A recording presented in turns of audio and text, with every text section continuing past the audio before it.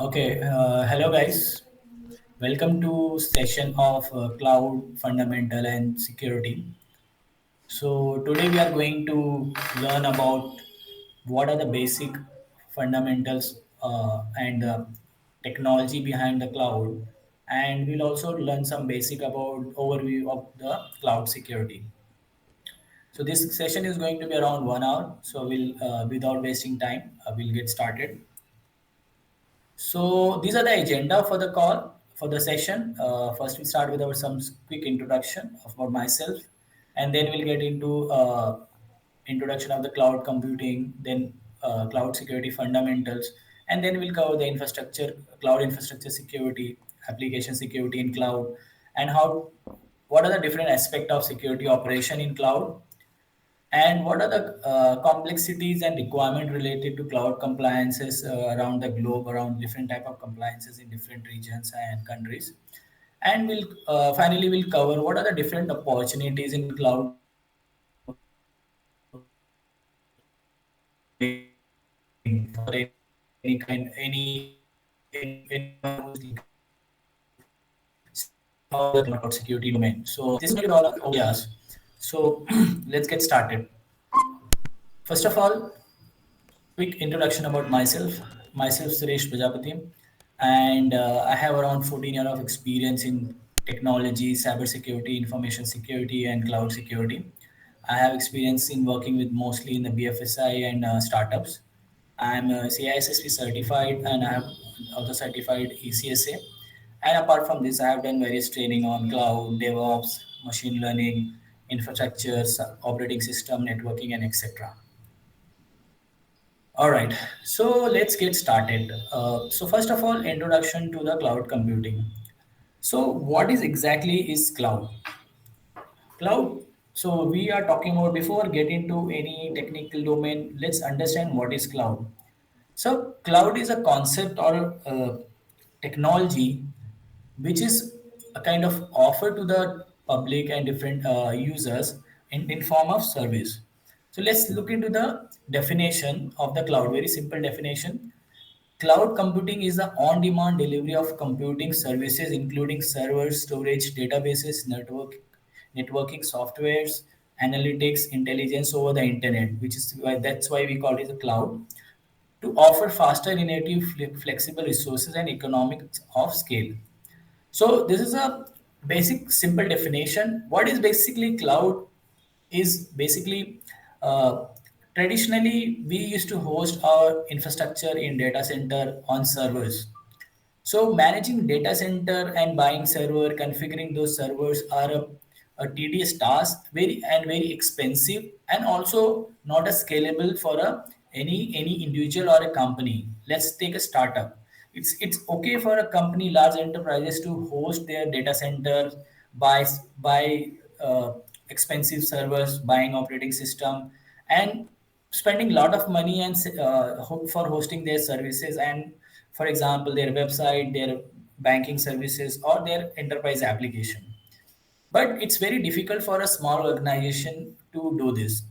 For example, if a startup is for example in e-commerce getting started, it will be very expensive for them to buy a data center space and then setting up the entire data center and hosting their services in that data center. That's where the cloud comes in handy, and that's how the cloud came into the picture, which gives a flexible option to start with very minimal cost and to host your services on a very industry scale data center without paying upfront cost of the services on the data center. Or you don't have to buy any server, buy any network, you just have to pay as you go. So we'll look into more detail what is a cloud and what are the different aspect or benefits of the cloud in coming slides.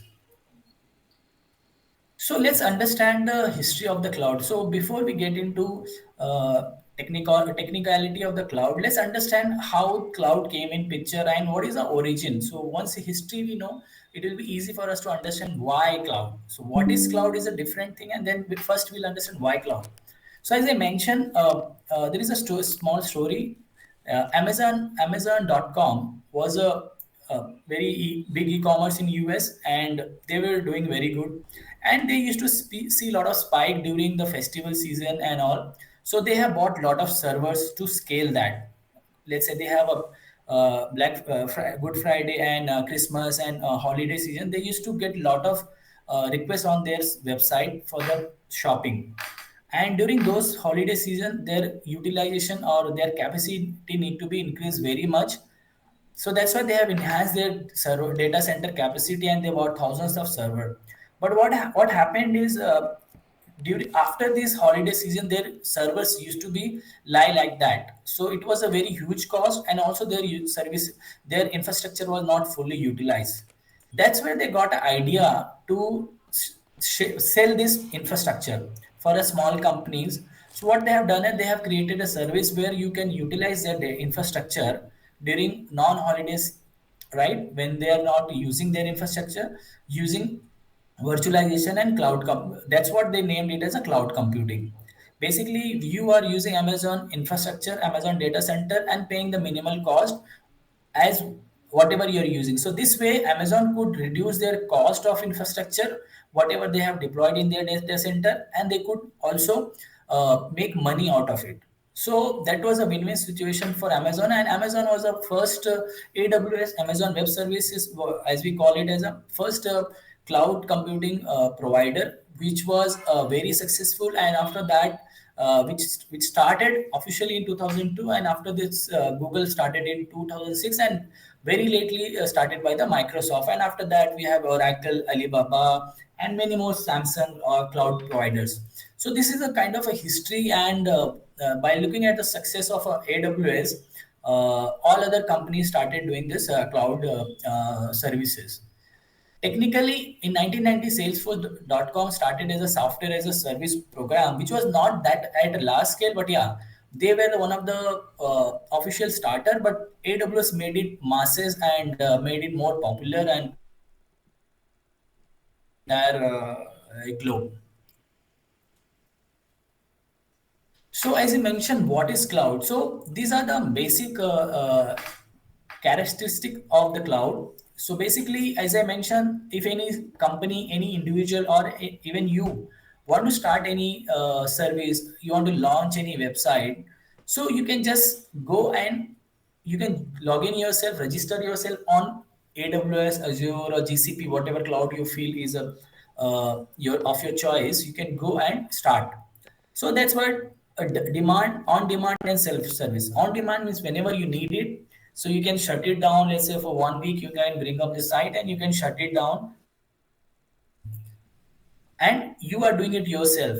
Traditionally, if you do it in data center, you need a server administrator, you need a web server administrator, and you need a data center management.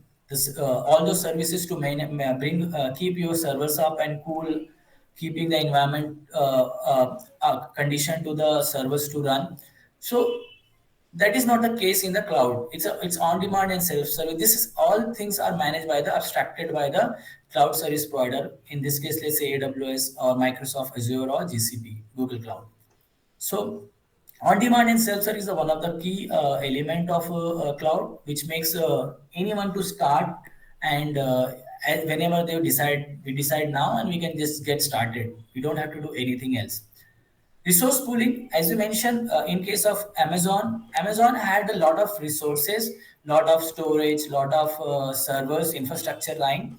So what they have done is, as they thought, they have pooled those resources, and they, on top of that, they have put an orchestration and web interface, and that resource pooling there. In that resource, you can take one piece of some piece of resources for your utilization. Let's say you can take a 4 core CPU, 100 GB storage, and 20 GB memory resource. Out of that, thousands of GB memory and storage. So this is a resource pooling.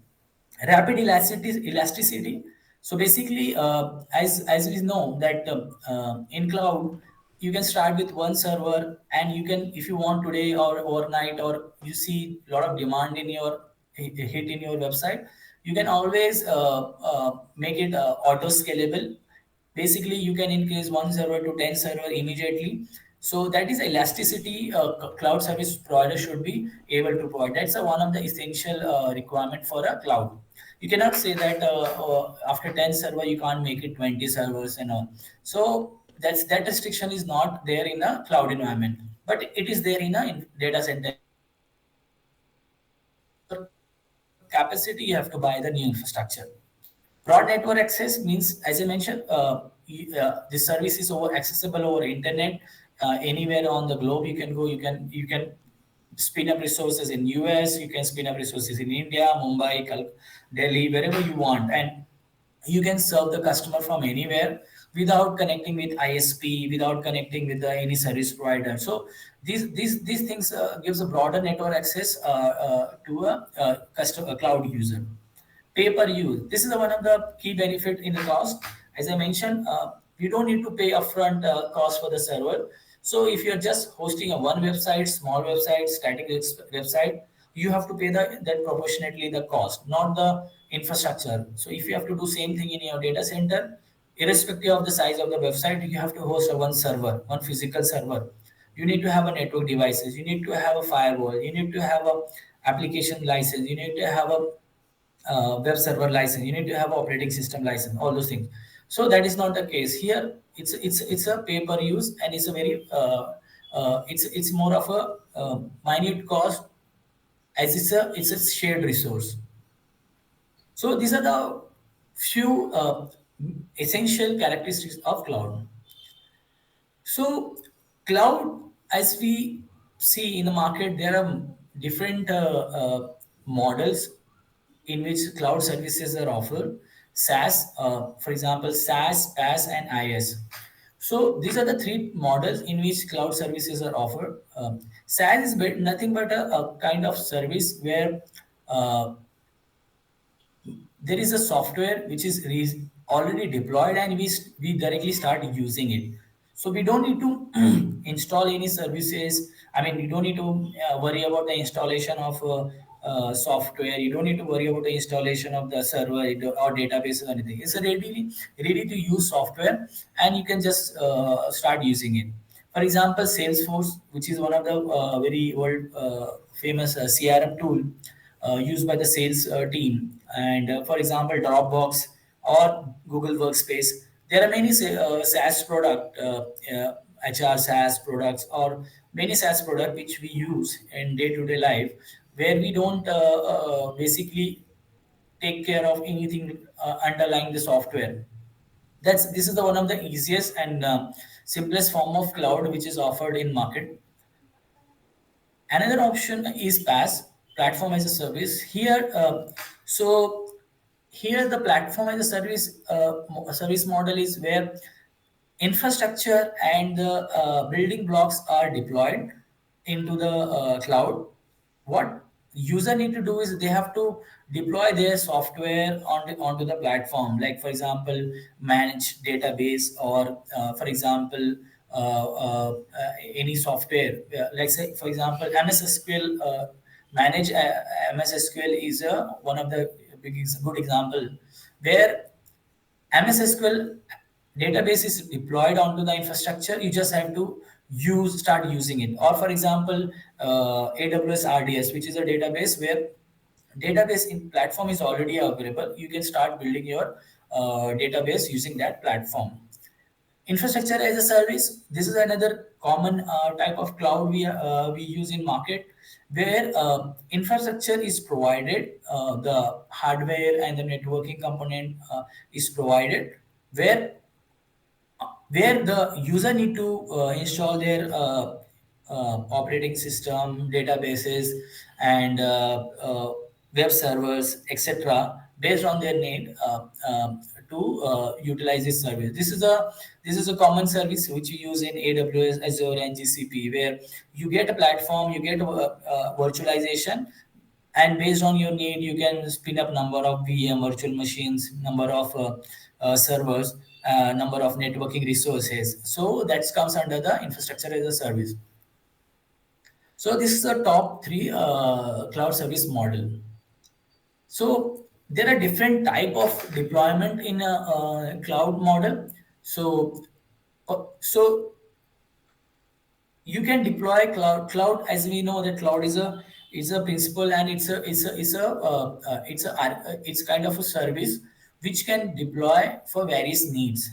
So companies deployed, like most traditionally the cloud started as a public, which are like AWS, Azure, and GCP, which started as a public, and then a lot of company thought based on the security needs they started, because of the flexibility, because of the agility, and various other benefits of seeing the cloud, the companies started using the private cloud for their utilization. This is a what is the difference between the public cloud and private cloud is public cloud is open on internet and people can start using it,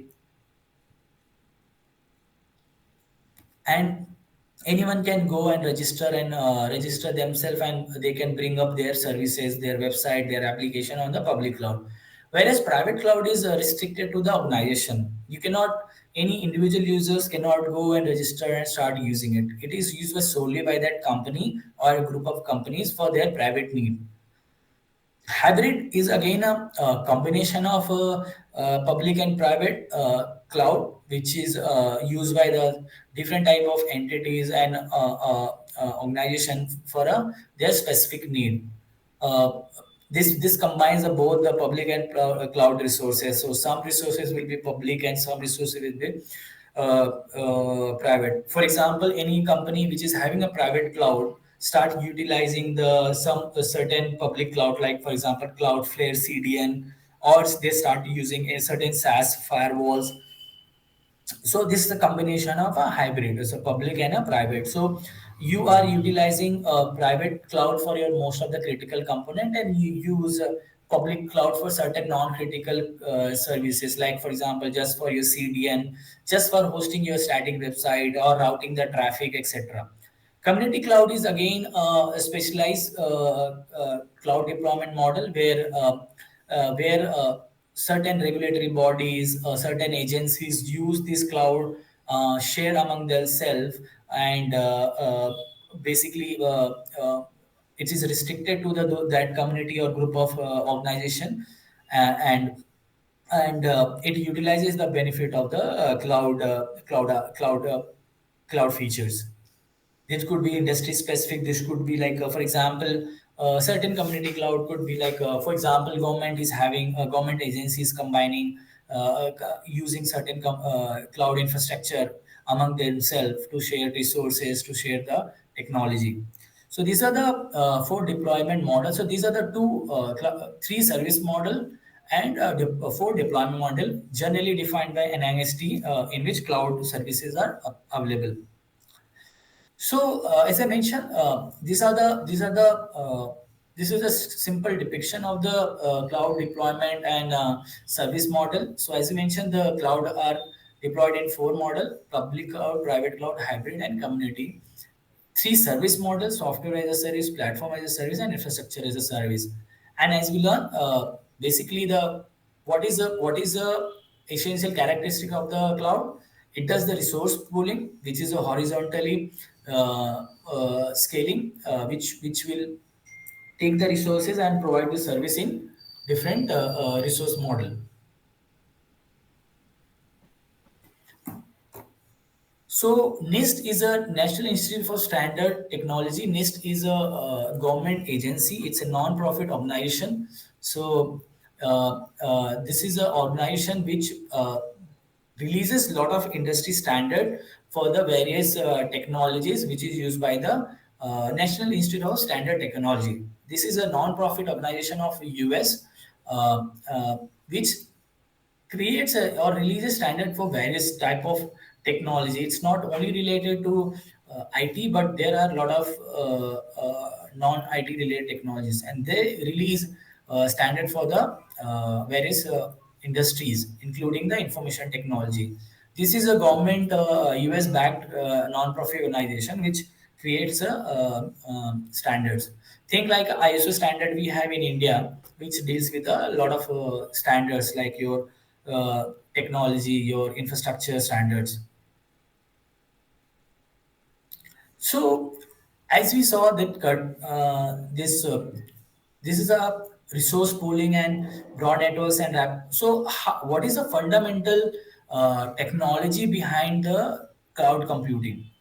So basically, cloud computers are nothing but the also a data center.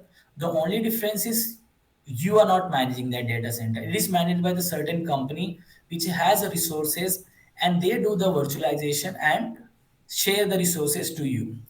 So what is the fundamental behind the cloud company is a virtualization. Virtualization is the fundamental technology behind the cloud computing. We'll look into the virtualization in more detail, but basically, when we deploy any server, right, in any, if you look at the data center journey, so if you look at the data center journey, so let me take a quick uh, drawing board.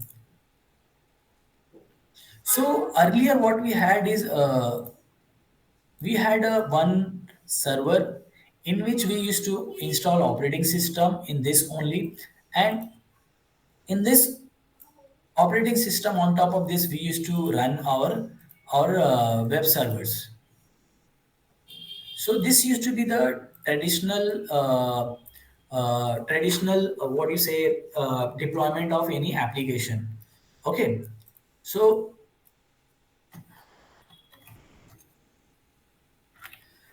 this is a hardware. So this is a hardware. Basically, this is a hardware, and we used to host operating system on top of that OS, and on top of that we used to run our application, for example web server or any application server. So this is how we used to do. So the problem with this technology started is like, if let's say if your web server is not fully utilizing the hardware, this hardware, then this infrastructure is completely under this under the it's completely underutilized. So to address this problem, the new technology has introduced, which was a virtualization. In virtualization, what happened? The hardware, and we added another layer on top of this. So this is your hardware,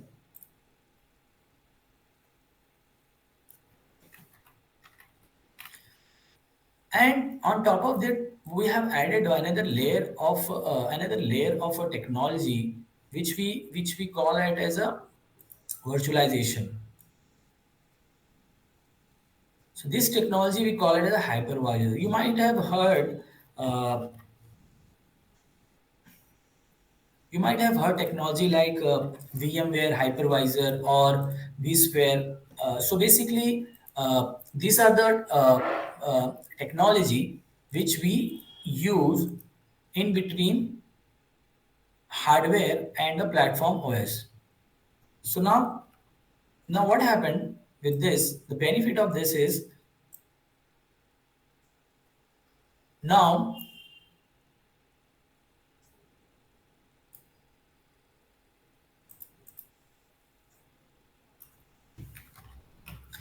Okay, so now this is a new architecture using the virtualization. So what happens here is, now on the same type of hardware, I can use I can host one web server one, web server one. Similarly, I can host a web server here, two, and third. So now it's the same hardware, but let's say here my entire hardware and is underutilized. Let's say this is a web server and it's not utilizing the 100%, 90% or 75% resources of this infrastructure of this hardware. My this money is wasted, and I cannot do anything. I can't use this infrastructure efficiently. That's where the virtualization come in picture. So. Uh, Hypervisor, Hyper-V is a Azure, built on Azure, and then VMware. These are the hypervisor technology providers. So what they provide is they provide a technology which sits in between the on top of the hardware, where you can create using that technology, you can create virtual machines, and you can deploy. Let's say here you can do. Let's say you can deploy here one web server. Here you can deploy application server, and here you can, let's say you can deploy the database. So on the same, and it will be different VMs. So this could be VM1, this could be VM2, and this could be VM3.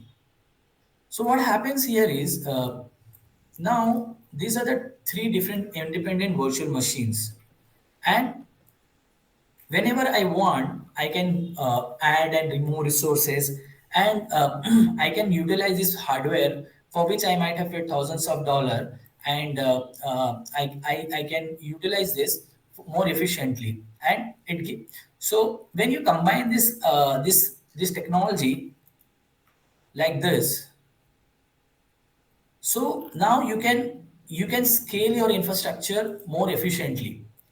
All right. So what happened in a cloud environment?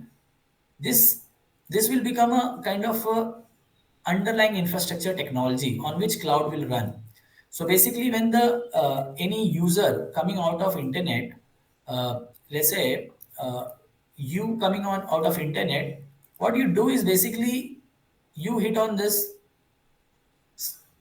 layer, and underlying the cloud will be utilizing this technology, and this there will multiple thousands of servers from where you might be sharing the resources. So that's where basically this is a more of a API layer. So web and API. So basically, there are two ways you can connect to a cloud provider. You can use an API, basically, which is mostly used by the services and techies. But generally, if you want to, let's say, use your cloud services, you mostly go for the web interface. But you, for the automation and all, you use API. And this is the underlying infrastructure behind the cloud. So this technology, this is a very simplistic form of representation, but this is how the virtualization make the resource pooling, the resource sharing uh, uh, easy and achievable for the cloud. So basically, this resource pooling is achieved using this technology. So basically, this you think like this area you can think like a this is a layer which is a kind of a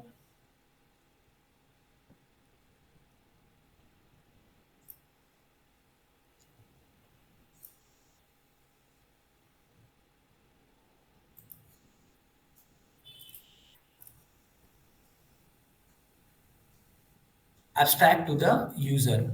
1 minute. Okay. So okay. So this is what is a that's why that's why this statement, the virtualization of foundational technology behind the cloud computing. Okay, so as I mentioned, cloud computing relies on pooling of resources. As we say, that there will be thousands of servers, thousands of terabytes of petabytes of memory storage, in which you might be taking 1 TB, 5 TB, 10 TB, 100 GB based on the your requirement. But on the underlying infrastructure, there will be huge resources, and through that is you resources only you're taking some amount of resource. Either it could be compute, it could be your network storage, it could be network storage, it could be your containers, or your memory, your random memory, or your speed memory.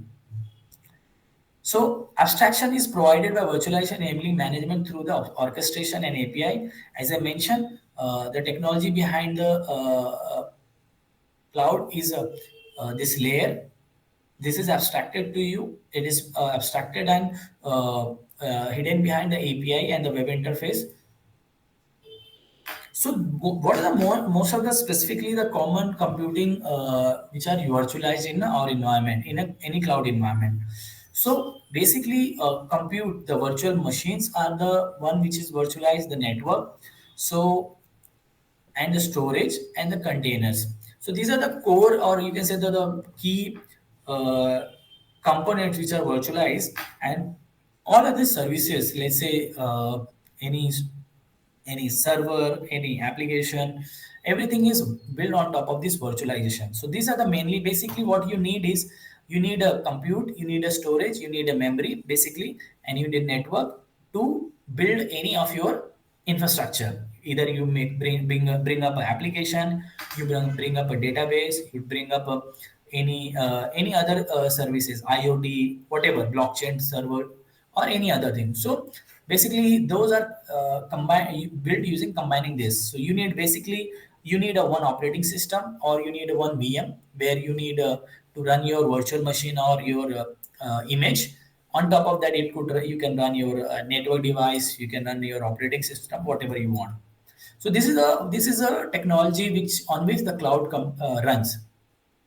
So this is the same thing which I just explained using the drawing. So basically, what we're saying is the whether it's a cloud or non-cloud, everything needs hardware. It requires a physical server on which there will be operating system and there will be hypervisor. Basically, host OS is just abstract. Basically, it's just a hypervisor operating system to manage the hypervisor. It's different than the operating system. Basically, you don't use it to manage the. You use this just a kind of a UI for the hypervisor, and on this hypervisor you run your VM, and on top of that VM, you can install operating system, and based on that you deploy your application. Okay, so now, another technology rapidly growing in cloud computing is a containerization. So, which is a next stage, next step of the VM, where instead of hosting a VM, we make it more granular, which is more smaller image. So for example, you don't need complete operating system to run a web server. You need certain library and certain minimum package. So this container are nothing but a very kernel stripped down operating system on which you run the application. Okay, so this is again further virtualization, further cutting down the infrastructure into smaller number of pieces. So containerization, Kubernetes, and DevOps is this is the very big areas which are part of the cloud. When initially the cloud was introduced, the virtualization was in use and only the VMs were in use. Lately cloud providers started more specifically Docker. You must have heard Docker and Kubernetes. These technologies emerged considering the auto scale and requirement of different basically build and ship technology for the application. So that's a different topic. That's more of a whole itself a complete topic for a session. So we will do the session on this container security, basically containerization, Kubernetes, and all in coming days. But for now, just understand. So basically, as we move from hardware to virtualization, now from virtualization further we are going into more smaller number of virtualization, which is nothing but a container. Okay, so that should be idea. So this is more of a more flexibility and agility in cloud environment. Not only cloud environment, you can always use container in your own non-cloud environment also. But yeah, this is a technology which is a kind of a future grow. I mean, next step in a virtualization. So before we get into more detail,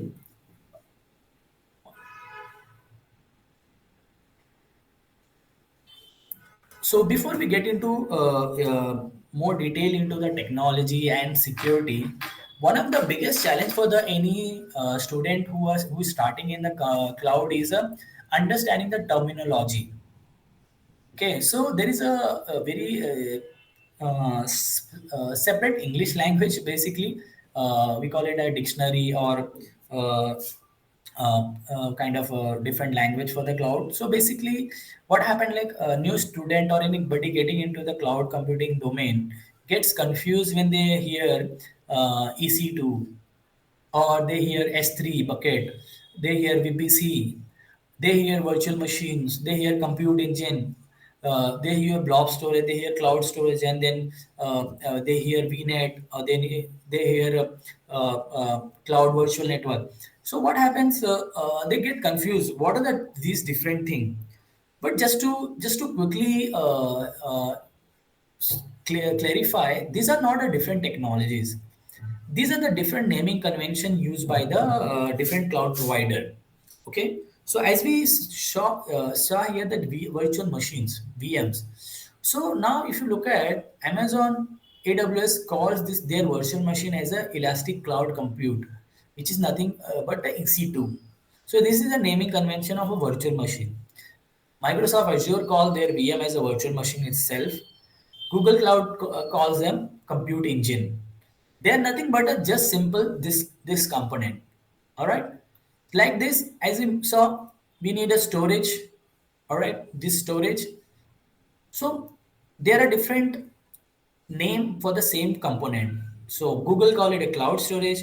Azure name it as a Azure Blob Storage. Amazon calls it as Azure S3, and I mean, there are other clouds like Alibaba and Oracle, IBM. There are many cloud providers. They might be naming it differently. All right, but what we are trying to say here is basically these are nothing but these are the fundamentals. Either it will be compute, network, storage, and containers. All right. So, like for example, network. This is not VPC, virtual private compute. Okay, so VPC nothing but a private network.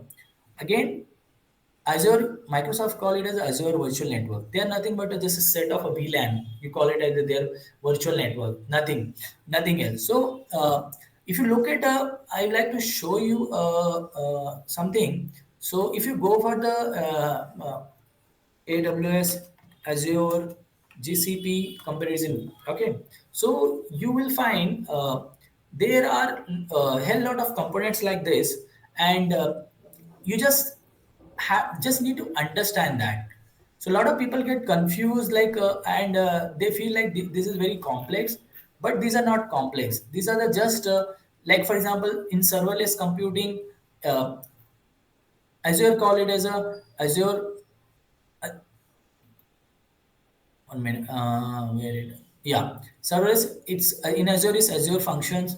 In AWS Azure Lambda. In Google Cloud functions. So basically, it's a serverless computing. Okay. As we discussed, storage. It's different. Networking. It is a VNet in Azure. VPC in AWS. Cloud Virtual Network in a cloud. Okay. Pricing. So each cloud has its own naming convention, and but they provide the same services, same type of services. So, for example, for in security, there is a Azure Security Center, as AWS Security Hub, Cloud Security Command Center. So this is the same thing. The only thing is this is a different naming convention. So a lot of people get scared or get confused with this naming different type of name. There are so many cloud. There are so many resources. For example, AWS is having hundreds of services in it in its cloud bucket and in its cloud service. So this makes a lot of people scared to the technology itself. So this is just a wanted to highlight here that it's just a name. So don't get scared like if you see EC2 or S3. These are just name. Once you get familiar with them, this will become very easy. Okay, so this is a just quick introduction about the cloud. Here we complete our this one cloud introduction. So let's do something. Let's get into the AWS, or for example, let's get into the portal.azure.com. So each cloud is having its own, as we mentioned here. So basically, this is not this is a web interface. So this is a web interface of each cloud. So here you can create your account basically. So how to create account? Let's start. Let's take a quick view here. So what you have to do is either whatever cloud you want. This is AWS, this is Azure, and let's say go to the GCP also. So whatever is your choice, you can create your account.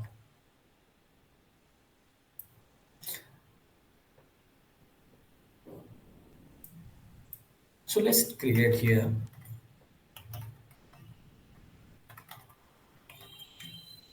or else let's take better Google. It will be easy for us to create. So it is taking my email ID. Basically, you can switch the email ID. Let's agree and continue. So here we get a $300 credit for free. Okay. Please be sure to use your credit card or whatever. Whenever you are spinning up any services in cloud, make sure you shut down if you're not using. Otherwise, this if once this $300 exceed, you may get debited on your credit card, and which will be unwanted cost, or you will be losing money. So let's take a course. Okay. So you can use it credit card, debit card, whatever you want. So let me use my. So I am just showing this. I have account, but I just want to show this so that you don't have any doubt, or sometimes people find it difficult how to get started.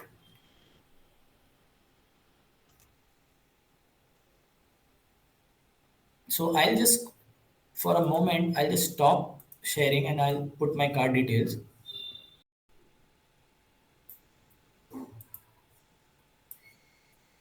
Okay, so after putting my details, now as you can see, it is asking me certain details. So what kind of company you are, what kind of work you're doing. If you're a company, you select like that. But it's like a personal project. I'm keeping like that. Okay. What brought you to cloud? What is learn about specific product? This is just kind of a generic information, and you can put based on your choice. This is not website or mobile app. For what is the purpose you are using virtual machines? This is not going to cost you, but just you have to select. Google is just taking the details to understand your need. That's it. So you just have to do done, and now you have just register yourself in a cloud account. Okay, and now as we mentioned, this is a web interface. Okay, now let's say as we mentioned, these are the services, these are the different type of services we are having. So let's get into the dashboard and see what we can see. So basically, you can create multiple, let's say, company, you have multiple projects. You can divide your entire cloud account into multiple projects to manage. Let's say under one project, you can create a certain type of application. Basically, what set of application or project you divide. You can see the billing detail here. Okay. And your personal details you can update here. These are the resources, different type of report resources. So and as I mentioned, enable api, im, all those things are part of the here. Okay, so now as we discuss, first thing is as a compute engine. So now what is a compute engine? The first unit, like for example, as you log in into the uh, cloud. So what you can do, basically there are multiple services here. As you can see, there are security features. You can see storage. You can see all the as we discussed, the network, PPC network. You can design the network. So cloud, when you work in a cloud, you combine lot of basic at least you should have a basic understanding of basic installation of operating system, basic understanding of networking, and whatever the application development you want to do. Okay, so if you take like this, let's say virtual engine, and let's see what we can do here.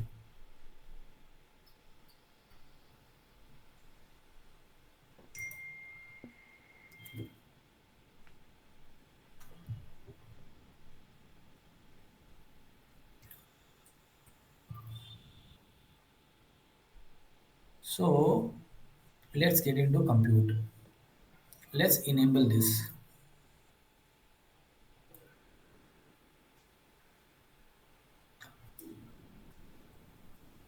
So as I mentioned, there are different ways you can create use this cloud. One is you can using this only this web interface. You can do everything. Another thing is you can use API. So if you want to learn more about the API, how to use it, these are the different APIs. For example, let's take a create a VM. So I can go and create VM using this web interface, or I can use this API for example, to list, to move, to insert. So depending on the type of resource we are using, we can use the API. You can use images, the virtual images, what kind of image you want to use. So everything you can do command line as well as you can do using API. Basically, nothing but the API. Okay, so this is just a basic dashboard overview of the cloud and how to register on the cloud, how to navigate to the cloud, and how to create the different type of services.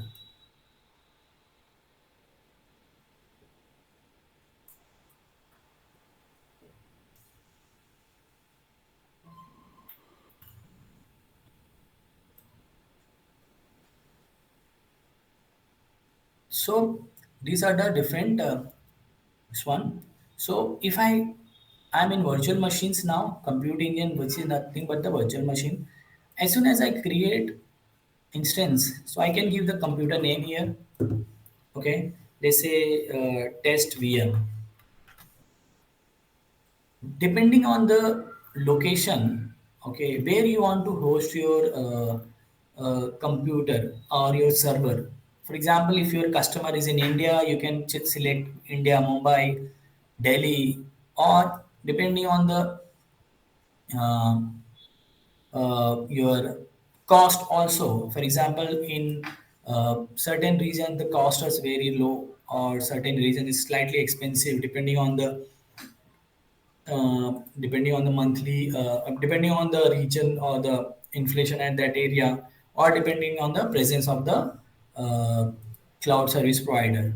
So let's take any region. Let's take I'm in India. Let's take I will take Mumbai zone. I can take south, east, west, whatever, depending on the. So basically you can see how you want to. So here it will show you the monthly estimated cost also.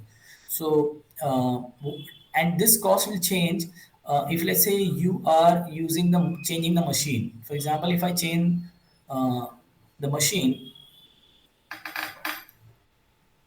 See, it is changed now. So basically, why it is changed is now the virtual machine I have selected. This is the configuration for virtual CPU, 16 GB memory, 10 GB balance persistent disk. Okay, so considering that it has come. So now, if you look at here, you can select your machine here. So if I go to this one, this is very kind of a very small instance. I think this is a very this one where we'll get a one CPU, 3 GB memory, 3.7 GB memory, 10 GB disk, and this is a kind of a this one, and there is a discount also added here. So now, when you deploy any service, you have to understand the what is the specification and what could be your utilization. Based on that, you can create this virtual machine. Okay, so I'm if I want to test this, I can take this one, or maybe this one. This will be very this one, because nowadays nothing works on one CPU. So maybe we can take this one, or slightly medium size we can take, and we can do our experiment. So since we are doing just kind of a demo, I'll take this as a minimal one. Anyways, we have a $300 what do you say free for this. Now, provisioning model. This is a type of provisioning ideal for the most workload, ideal for the fault tolerant. This is a spot. Basically, choose spot to get a discounted primitive OM. Otherwise, click standard. Okay, so we will use standard. set the time limit for the VM. So another thing is, one good thing is for the cost saving perspective, you can set the time. Okay, by how many hours you want to run, and what is the state you want to do. Let's say you want to see, you want to run certain machine for let's say 1 hour, and after that you want to delete it. So you can do that also. Terminate VM. Okay, or it is better to terminate. Automatic restart is off. If you want to do that, you can do it. But let's for now we can keep it. It enable display device if you are using any virtual machine. Okay, and this is not required. This is for the kind of confidential VM. This will like encrypt encrypt the VM. Okay, so these many things are there in once you basically uh, create one VM. Okay, so access allow access by default, allow access using cloud APIs, allow set. Okay, access let's say default. Allow you want to what kind of traffic you want to allow, HTTP, HTTPS, what kind of whether you want to enable health check or not. Let's leave this now. Install operating. Okay, so now let's say this is the internal installation options. This is again tags. You want to keep a tag or not, it's up to you. So now let's do one thing.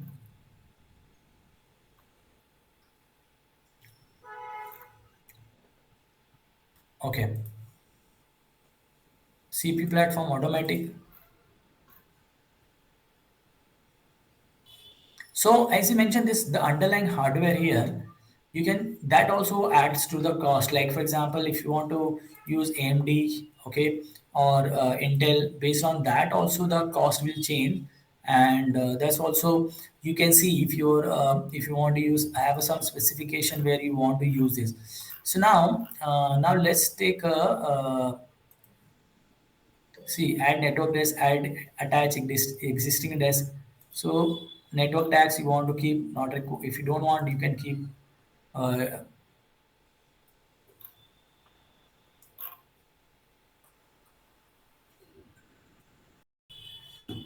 okay. Okay. So as we saw, these are the different configuration you need to do based on your requirement, based on your specification, and then we can just create this machine. Which field test VM? Okay.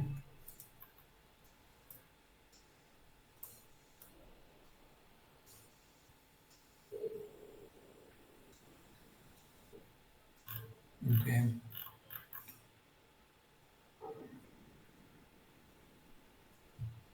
Okay, so if you're doing some mistake also, you will get here, there are some compatibility issue, then you can change it. Okay, and you can select here, maybe this one. Now, okay. So now this is how this is a simple step for creating VM. Okay, now this VM creation is happening.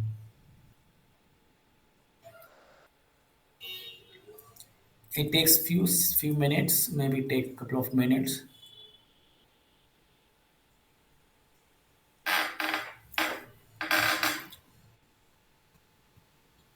Okay. Meanwhile, it's great. Let's rewind what we have done till now. What we have learned is what is cloud, what is the essential characteristic of the cloud, and different type of service model, SaaS, PaaS, IaaS, and we have learned about the four type of deployments in cloud, which is a public, private, and hybrid and community. And then we just summarize in a one simple diagram the whole aspect of the cloud fundamentals. And as we learn about more about the basic basic foundation of a cloud, which is virtualization and containerization, on which the cloud infrastructure is built. And this is more of a we discuss the architecture of the virtualization, how architecture is done, what is the different from a hardware traditional VM based to container and hardware to virtualization.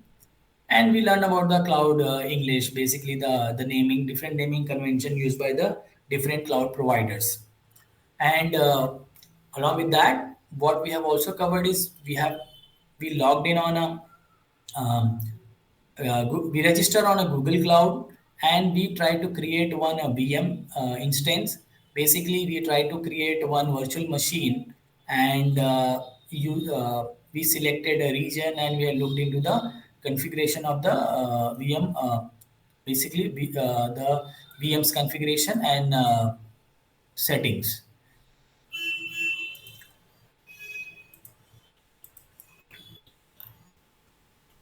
Okay, let's create again. Somehow it is not coming. Let's take the default.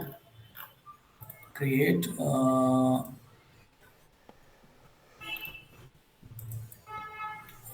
network interface.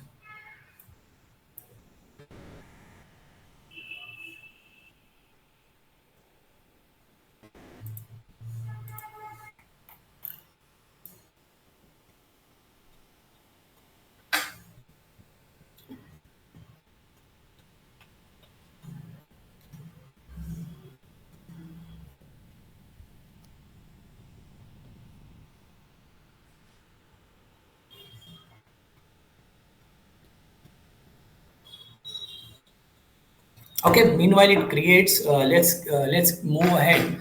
As you have already seen how to register and how to configure. Yeah, I think it's created now. So now let's do one thing. I hope you are able to. So now, if let's leave here only. This is an instance which is created. This is how you can stop it, delete it, reset it, and I can do SSH also. Okay, browser. You can do browser-based SSH, or you can download the key. And let me see if you can.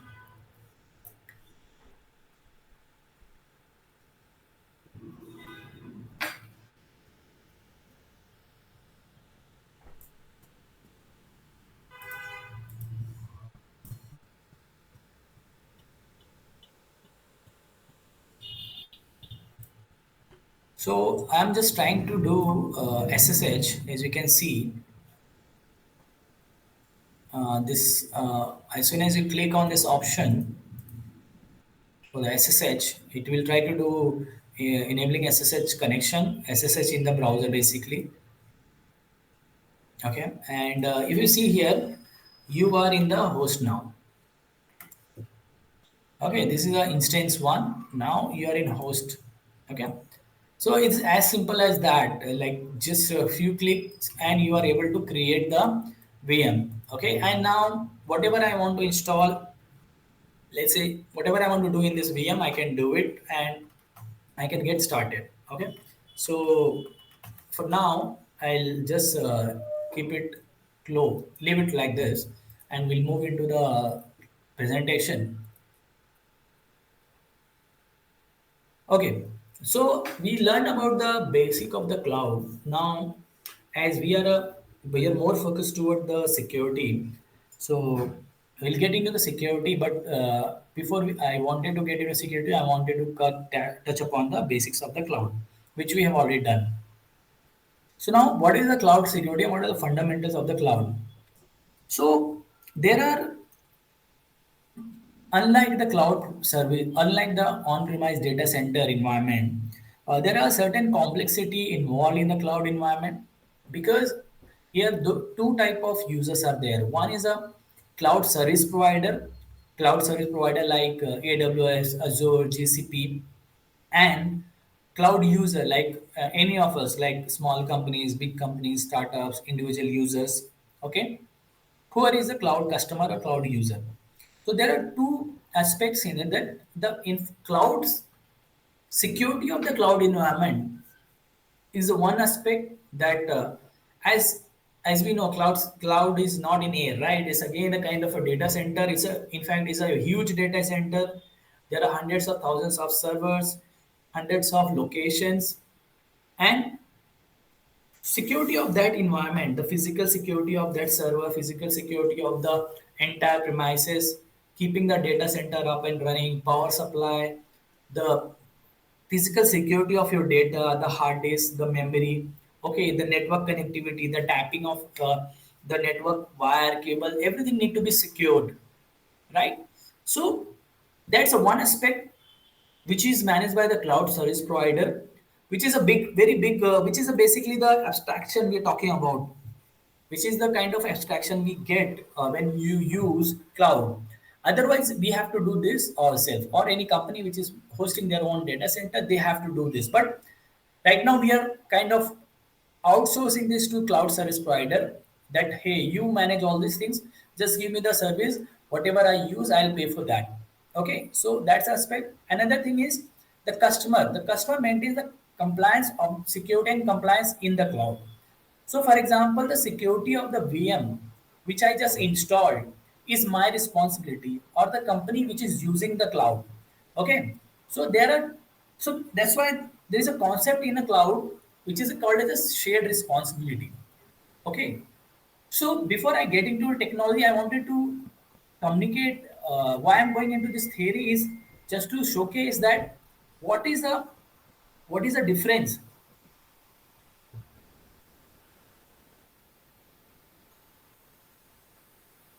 Okay, so here we have to understand in cloud, it's not there is a abstraction, right?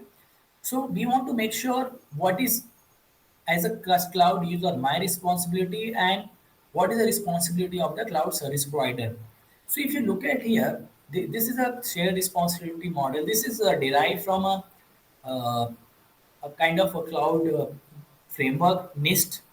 Okay, and this is basically standard followed by the all cloud service provider. So cloud platform provider responsibility for security of the cloud. Okay, so here the regions, availability zone, locations, basically the wherever they have their data center, that is the responsibility of the cloud provider. Hardware, as I mentioned, the hardware, the infrastructure is again their responsibility. The infrastructure, the actual network devices, the databases, the storage, the compute is again the responsibility of the cloud provider. And the abstraction layer, basically the APIs, the web interface, basically the availability of this entire interface, right? This is again responsibility of that this console should be available always to the customer if they want, whenever they want. So that is the software, and other softwares are like which binds these services. Basically, we are using this compute, we are using software and databases and through a software, right? Through APIs. Basically, most of the cloud providers use REST APIs behind the this software, behind this abstraction layer. So whenever you make a request for creation of the any VM, nothing, we are not doing anything but just sending an API request to the backend system, which is creating these resources. Okay. So maintenance, the availability, the security of those infrastructure is responsibility of cloud provider. Now, what comes under the cloud customer? Basically, we like us, we are responsible for security in the cloud. Basically, if we are hosting any data, let's say you like a startup. If I am hosting my customer data, I am responsible for that data. Customer is the cloud provider is not responsible. I'm using cloud, that's my problem. It's not customer's problem. So customer is giving data to me, right? So it's the company which is receiving the data, not the cloud provider. So we are responsible for maintenance of those cloud. We are responsible for the security of the virtual network or the virtual machine we create. So, like for example, if I create a virtual machine, I don't patch it. If it's vulnerable, I'm responsible if it's get attacked, not the cloud provider. So, patching of that machine, patching up, creating a valid security policy, access policies, identity and access management. For example, I need to be very cautious when I provide access to my cloud infrastructure. I should not give everybody every access, right? So providing the access to the right team, right people, and the least amount of access they need for their job. Okay, it's not like we give everything to everybody so that anybody can have access to any of your infrastructure. So, which is a not a best practice. So, these things are the responsibility of the customer, cloud customer or cloud user. So, what is the responsibility? You making the customer data secure, managing the whatever the servers infrastructure we deploy on the cloud, patching those and making the security of those infrastructure using the right configuration, secure configuration and all is a responsibility of the cloud user. So, as you mentioned, there are different type of models, right? Infrastructure as a service, platform as a service, SaaS as a service, right? So, if you look at different model, so there is a change in a customer responsibility and the cloud provider responsibility. For example, if you look at the SaaS, okay, customer is having very limited responsibility. Basically, more of like a access control, application level control, and a data classification. Okay. Other than that, everything is responsibility of cloud provider. Okay. Like if you if you look at the infrastructure as a service here, in what is the infrastructure as a service? We discuss infrastructure as a service, nothing but a we say where we are getting provided by the virtualization, but creating the servers and deploying the storage, networking, and everything is a responsibility of the cloud customer. Okay, so like we just did in GCP, what we have done is we have bring up the virtual machine. So here, infrastructure is some part of infrastructure, network control, application level control, and all this control. There are majority of responsibility with the uh, cloud customer. As and when we go to the PaaS, it goes again slightly less. In SaaS, it's very less. Customer responsibility is very less in SaaS, slightly more in PaaS, and very much in infrastructure as a service. Okay, so this we have to keep in mind what kind of service we are utilizing, and depending on that, this responsibility gets changed, or we have more and more responsibilities. So another thing is CIS controls and companion guide and CIS foundry benchmarks. This will cover in coming slide more detail. What are these and why this need to be, why you need to worry about this. So this is what all about the shared responsibility model in cloud. So cloud in a cloud, so we cannot say that if you are using cloud, it's more secure or less secure. What comes here is a shared responsibility. Certain depending on the cloud service we are using, there is a responsibility lies with the customer, and there is a some responsibility lies with the cloud provider, depending on the which model you are going with the cloud. So unlike any data center, there are different aspects in the cloud security. So there are different types of security. So let's say, as you mentioned, the first of all, the physical security where the cloud is hosted, which is the responsibility of primarily responsibility of a cloud service provider. The best part about the cloud is physical security does not come in any of the cloud model to the customer. Physical security always lies with the cloud provider. If you have to do physical security, then it's not at all a cloud. Okay, so network security again aspect of the certain network security lies with the cloud provider, basically the actual network, and there will be virtualized network where we will be doing our job, basically providing the firewall access for provide. Like for example, we just created VM, right? Who can access that VM, from where, what kind of service can get exposed to internet, what can be accessible within the network, that is managed by cloud customer. But actual network, the kind of internet, connectivity to the cloud, the physical network, all those things lies with the cloud service provider. Data security primarily lies with the cloud customer like us, because mostly the data is hosted by the customer, not the cloud provider. In case of SaaS also, cloud provider will give us the application, but we will be like, for example, Salesforce is the best example of a SaaS, where we put our sales data, right? So ensuring the security of that sales data is our responsibility. But also cloud provider need to ensure whatever security configuration we are implementing are intact. Those are not like breaking, or it's not like insecure, or it's not properly controlled. Application security, again, if it's a SaaS application, Application security lies with the SaaS application service provider. But if it's an infrastructure as a service where I am hosting my cloud, it's my responsibility. Identity and access management. This is primarily with the cloud customer because once you create use any cloud formation, cloud model, cloud service model, whether it's infrastructure, PaaS or SaaS, identity and access management lies with the customer. Compliance and regulatory management. This is a shared responsibility. Cloud service provider need to maintain their compliances and customer depending on the industry, we need to maintain ours.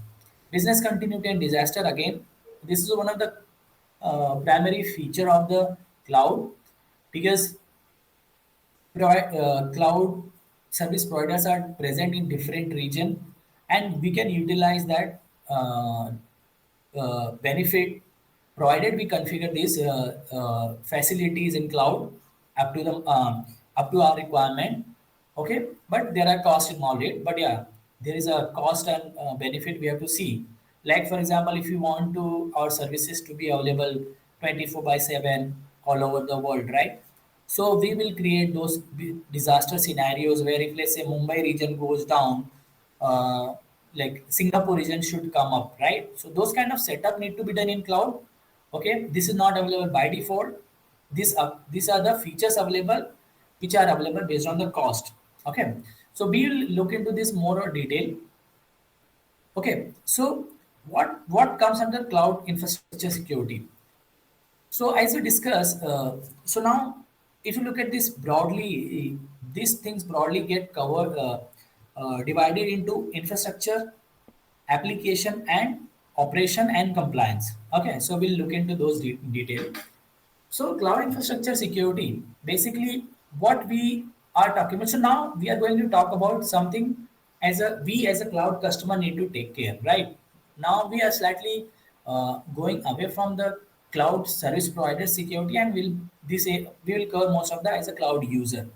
Cloud service provider security is also similar to what we are discussing.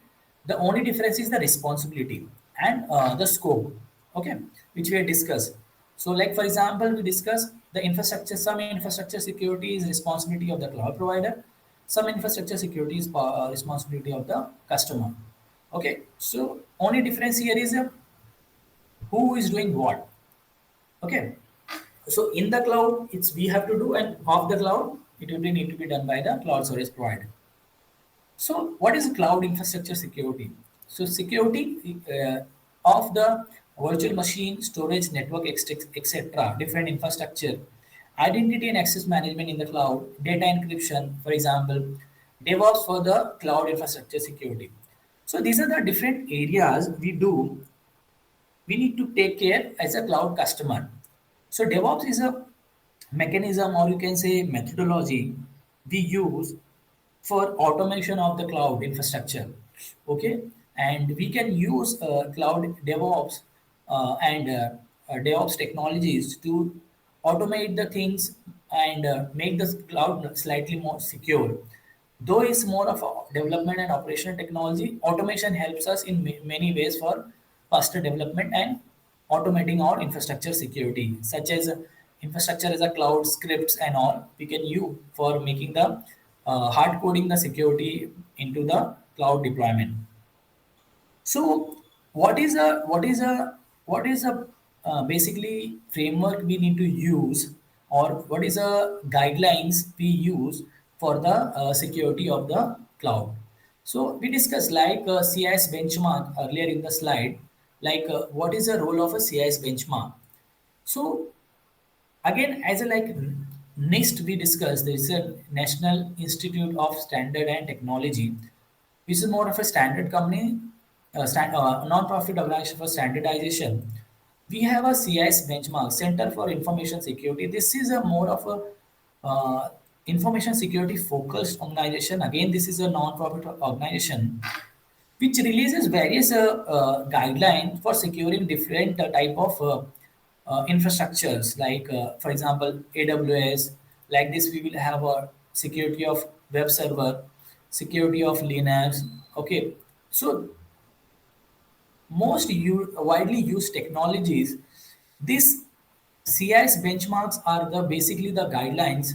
This is the basically checklist we use for assessing the security. Basically, you need certain uh, standard or guidelines, right? So which you can follow, which can say this is a right configuration, this is a wrong configuration, what is a minimum baseline configuration, right? So that's where this CIS benchmark comes in handy, and which helps us in getting the security implemented. So, see, if you see this cloud provider, so CIS benchmark is available for cloud, Alibaba Cloud, AWS, Google, okay, Google Workspace as well, IBM, Microsoft 360. So these are the top cloud providers which we are for which they provide a benchmark. Basically, they provide the standard checklist which you can follow for securing all this, yeah, this your cloud infrastructure. Okay, another well-known body for similar to CIS is a CSA, Cloud Security Alliance. So CSA is again a body which is again a non-profit organization community basically, which works on the security of the cloud. This is a Cloud Security Alliance. This is a similar body like we have OAS Top 10, basically OAS, Open Web Application Security Framework, OAS. So similar to OS, OS is more focused towards the application, right? CSA is more focused is toward the cloud security. So they have various programs and various guidelines. They have trainings, and they also have a certification. We'll talk about. They also have a auditing checklist and all. So they provide the guiding principle matrix, so to help the companies and organization secure their cloud environment. So this is a cloud control matrix which covers these areas of cloud security. This is a broad checklist. This is just a title. Under this, there are various hundreds of checks which you can run to make to secure your cloud. Okay, this is a link, basically nothing but the same link where you can go and see the and you can download and you can explore more on the cloud security. So this checklist will help you securing the cloud environment, entire cloud environment. Okay, now these are the basically security infrastructure helps, basically guidelines and standard, but you cannot do it manually, right? So doing manually is not a easy task, and you can do it with a very automated way using various open source tool and what you call as a uh, uh, there is another tool which is being safe. I forgot to add. Okay, so there are many various open source tools are available in market, and also the paid tool. So, like for example, Ping, NCC, Scout Suite, Crawler.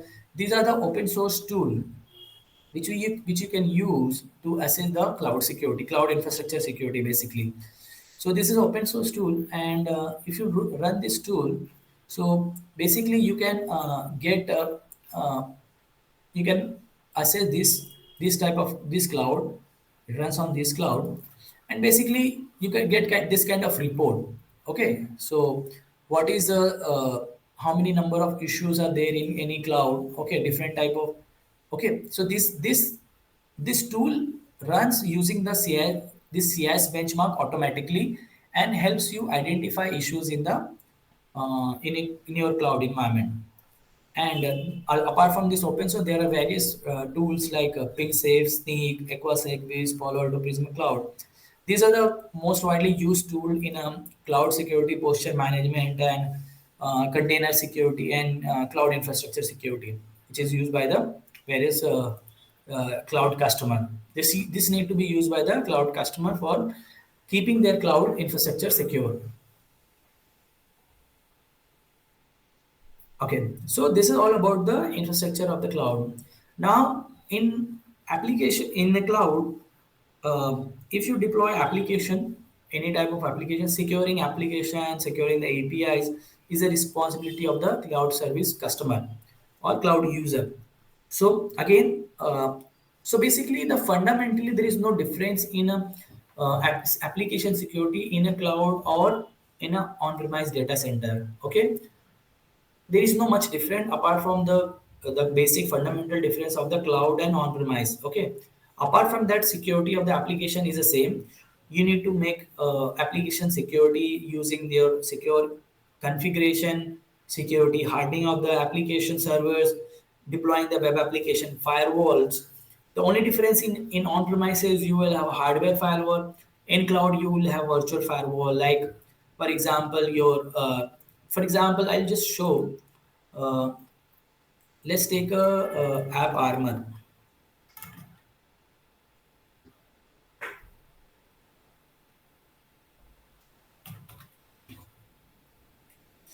Okay, so this is a, so as I mentioned, this is a cloud armor advanced network DDoS. Now, okay, it's a network load balancer as well as a WAF.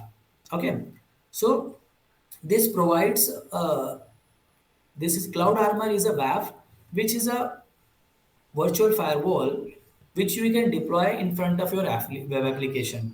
Okay, so basically what I'm trying to say is the difference in cloud and on-premise from an application perspective is not much.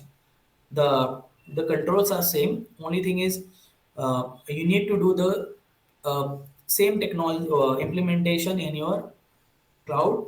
Like you need to do your application testing using same standard and framework, like as I mentioned, OS top 10, OS API security top 10. You need to test your application, you need to do the secure hardening of the application, and before deploying you need to test those application, and periodically you need to do the VAPT of the application to keep application secure, and you need to keep patching your application infrastructure like your web servers, your servers, so everything remains same. Okay, from an application perspective. So application for application, those are the same tools we use in traditional way, like our burp suite, Qualys, okay, Acunetics, Nessus, and all those tools. So these are the tools we use for journaling. That same need to be used in a cloud environment as well. So now now we'll get into the cloud operation. So the major area is cloud operation. Basically, cloud security operation is a security of the entire cloud. Okay, from your cloud, your data security, your application security, your infrastructure security, your SAN monitoring, your endpoint security. So everything comes under a security operation, which we call as a SecOps. Basically, the security operation. Okay. So secure, what is SecOps? So security operation is a process of detecting, responding to, uh, so in tool for the tools, we'll make a detailed video as I touch upon various tools, right? Netscout, Sneak, PingSafe, or Aquasec, or Netscout or Prowler, whatever tools, will make a detailed video for each, so that you can also understand how to use practically those tools, which is not part of this domain, because this here we're just getting the overview of the entire cloud security.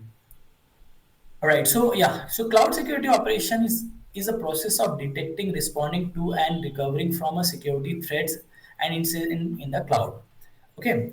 So there are various tools we use, like security incident and event monitoring system. Basically, this is a traditional tool for the monitoring the security incident in any of the environment, whether it's a cloud or a on-premise. Cloud security posture management. Basically, this is a dedicated tool for monitoring the security posture of the cloud. So the tools which I mentioned here, the PingSafe or Sneak, Aquasec, these are the nothing but a cloud security posture management tool. Basically, these tools run 24 by 7 in your cloud infrastructure, and it detects and alerts any kind of misconfiguration, any kind of vulnerability, any kind of runtime security issues, and it alerts the administrator or security team immediately so that we can fix it. XDR solution. XDR button extended detection and response tool. These are the tool which runs on a VM or virtual machine. Like these are kind of advanced version of antivirus and ATP tool. Basically, these are more advanced in terms of what they do is basically these tools automate the detection and response. Basically, if any malware is detected or any ransomware is detected, these tools are so advanced they help in isolating and detecting and tracking. Those tools also help us in responding the any kind of such malware infection. Okay, so basically, when we talk about security operations, so it covers the entire aspect. As I said, you need to take the logs from the your cloud infrastructure. Basically, the cloud logs, the cloud activity log, the network log, the firewall log, the virtual machine log, the application log, and that we combine everything and we put into some monitoring tool like SIM, and we write a rule and we monitor entire security operation, and we detect any kind of threats or attacks targeting to our cloud environment, right? So basically cloud security operation is a very broad scope which covers various aspect of the cloud security. Okay, so as I mentioned, these are the major components. These are not limited, but these are the major component. Like data protection again is a responsibility of the security operation, like encrypting the data at rest at transit, like for example use of HTTPS, use of TLS in transit. Okay, using secure protocol encryption algorithm in cloud for encrypting the storage, encrypting the data backups, etc., is again part of operation. Threat detection and monitoring, as I mentioned, XDR, using various other tools, like for example uh, firewalls, web application firewall for any incoming threat over internet, using XDR to detecting any malware or ransomware. Okay, this is a part of again threat detection area of a cloud security operation. Identity and access management, right? So basically providing a least privilege, right? As I mentioned, providing the limited, the minimum amount of access to perform anyone's duty, like for example network level access to a network administrator. Okay, and IAM administrator only, identity and access management part. Developer should not have access to infrastructure should not have access to, like, for example, customer data. So this kind of segregation of duty, role-based access control, and least privilege principle need to be applied in identity access management. These areas are itself in a topic for which we can have a session, which will have definitely in future course and future videos. Compliance and data privacy, right? So compliance is a very broad topic, which is our next topic. After this we'll cover that. Incident response, basically the SOC incident response. For example, what is incident response is like if we detect any incident in our in company or in your SOC, how to respond, how to contain those kind of infection or attacks. Okay, how to prevent or how to recover and respond those incidents, that's become part of the incident. So this is a basically the process in which the SOC work. Okay, which is called an incident response. Network and application, we just touched upon the network, the entire network and the application security is securing the how the traffic coming in our application, how any server or application infrastructure is able to talk to internet. That becomes the network security, how much filtering we have applied. Application protection is securing the secure configuration of the application, testing the application from various SANS 25 OS top 10 standards and frameworks, and doing the VPT for continuously testing the security of the application.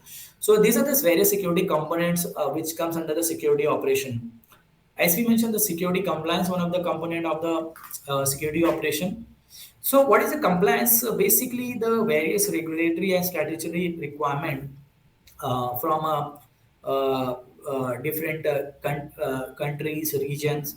Okay, so this is one of the major aspect of a security where we need to adhere to various regulation and standard from a different region and countries. Like for example, if you are dealing with the financial data or card data, you need to ensure that whatever services or the cloud we are using are adhering to those compliances, and they are they are certified with those compliance bodies. Okay. And for example, if you are dealing with a I mean, European region customer data. So you need to ensure that you comply to the European GDPR regulation, which is the privacy regulation. And various companies or various customer ask for the uh, like for example SAS SOC 1, SOC 2, which is a SAS 70. Earlier we used to know it as a SAS 70, which is a service provider compliance.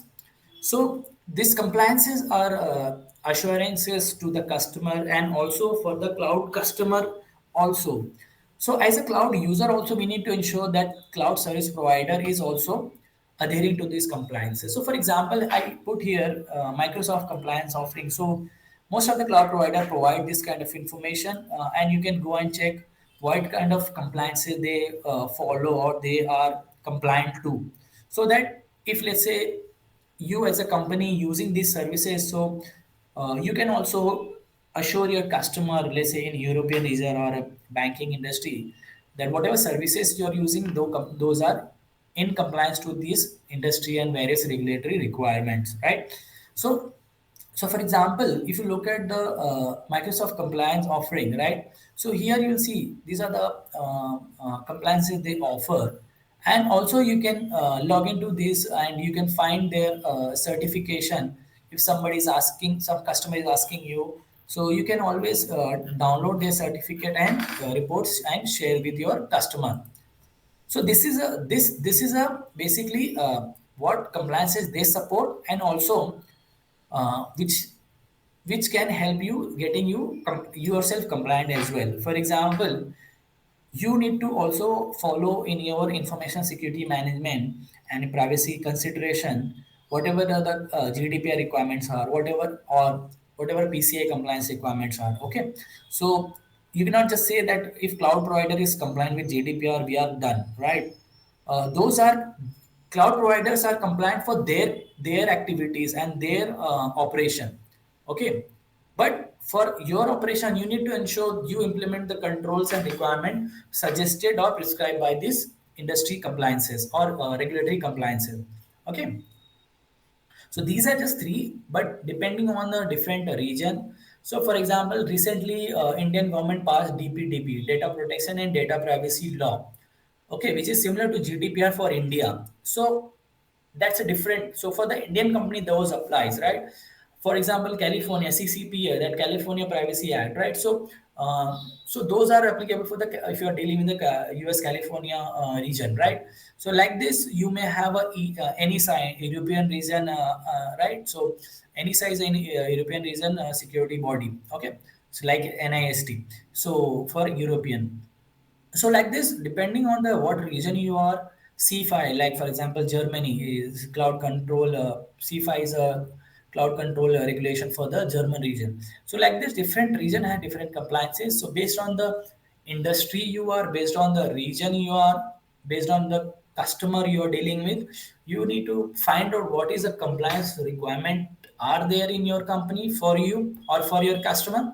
Based on that, you need to implement those control and get yourself audited by this third party to get yourself certified or at least checked for the those compliance.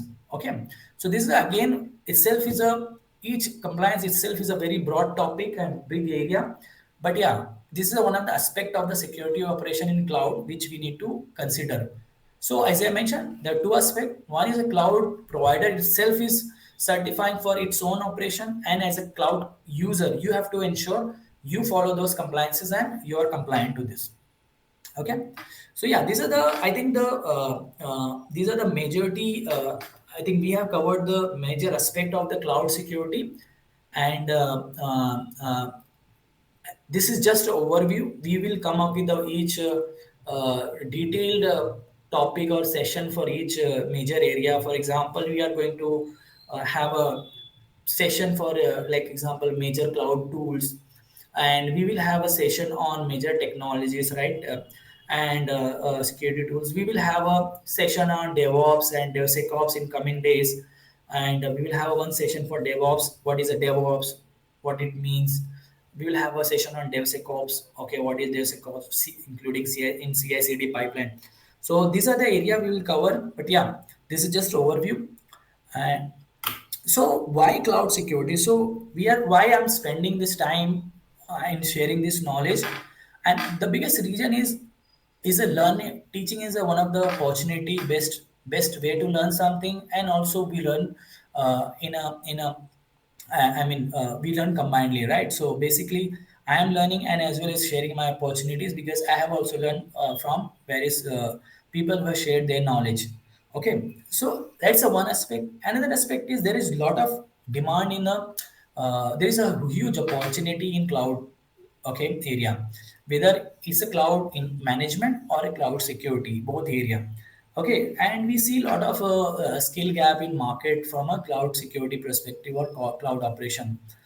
So why is that? So the biggest point is in last few years since 2000, basically early 2000, we saw 2002 cloud AWS started their cloud journey, and and since then, if you look at the journey of the cloud adoption, so it is expected from 25 majority of the system or the infrastructure will be on cloud, right? If you look at 2019, there are 705 billion expenditure on premise and only 304 on a cloud.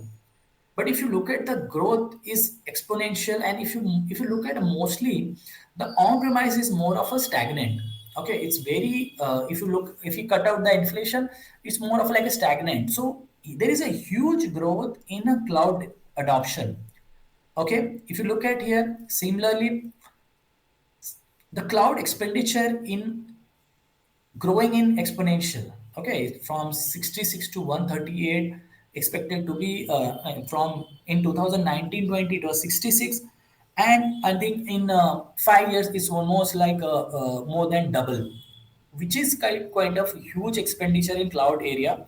But if you look at the same thing in a expenditure in a traditional data center environments, it is stagnant or in fact it's going down. All right, so this is what is causing the exponential demand of cloud security professionals and cloud specialists. Okay, so that's why I wanted to start this journey so that we can learn together and we can take this opportunity to get into the cloud domain. Okay, so if you look at the market size is huge.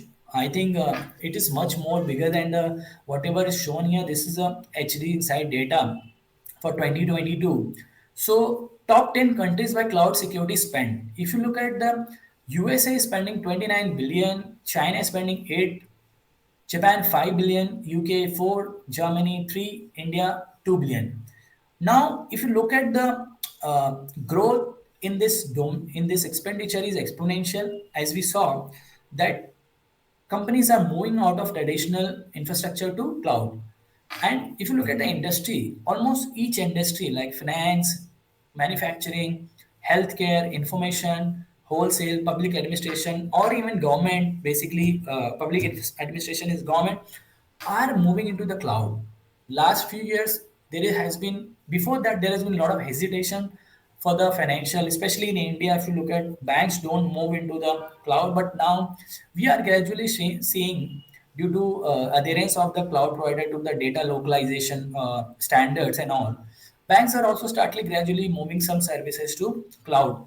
So we see everything getting into the cloud in future, right? So traditional data center will be for the very minimal, and there will not be growth in that area. So that makes sense. We are making ourselves equipped and trained for the cloud environment. Okay, so what are the different roles in organization people are looking for? So the top one, as I mentioned, is a cloud security specialist, and this is I think 14 data. This is a 14 data for the 2022. So highest demand is for the cloud security specialist, which is almost 50% in whatever number of cloud area we are looking for. Okay, security operations center analyst, basically the SOC operation, as I mentioned, administration, like for example, managing the firewall, managing the security, okay, and all those things. is a administrator, security architects, which I am right now. I'm being into the security architect. So still there is a huge demand, and there is a lack of skill set. So we can see like almost in whatever the number of roles people are looking, half of them are related to cloud, and in that also close to 50% in cloud security specialization. And if you look at the compliance especially penetration test is knock operator and incident response. These are the traditional which are also required in cloud. But if you look at the specialization in cloud is in quite huge demand. Okay, so it makes sense we are making ourselves trained and get familiar with the cloud and cloud technologies, cloud securities, and various aspects of the cloud. So now, what you can do to grab this opportunity? So if you want to look into this area, or if you want to find out any opportunity, how can you get yourself trained? So yeah, so you can look for various industry certification. These are the few uh, top certification. These are the product agnostic. Like these are not specialist specialization in any of the cloud provider. For example, one of the well-known, I think most sought after certification is a CCSP, Cloud Security Certified Cloud Security Professional by ISC Square. So this is one of the top certification, and similar to that we have a CCSK, which is again by CSA. So if you know, like IC Square is partnered with the CSA to create the CCSP certification. Okay, so they partner to create the IC Square and CSA combined, and they created a CCSP. But if you don't want to go with the CCSP, you have a slightly less expensive and very good content of CCSK, and there is no annual maintenance fee for CSA and CCSK, so you can go with that. Also, if you are very beginner, you can go for a Cloud Plus CompTIA certification, which is very simple and very good for the beginners. If you really want to start from zero, you can go with that. However, CSC SP also covers the all the basic and fundamental aspects of the cloud and cloud security. So it's not like it's directly advanced; it gives from basic to advanced. Apart from this, you can go for respective cloud certification at Azure, AWS, GCP. All three have their own content for their own products, right?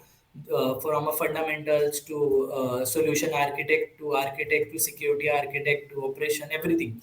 So you can go and register for them also, and you can get specialized to the Azure, GCP, or AWS, or whatever cloud providers are there. They have their own training and certification, and you can get yourself trained and grab this opportunity.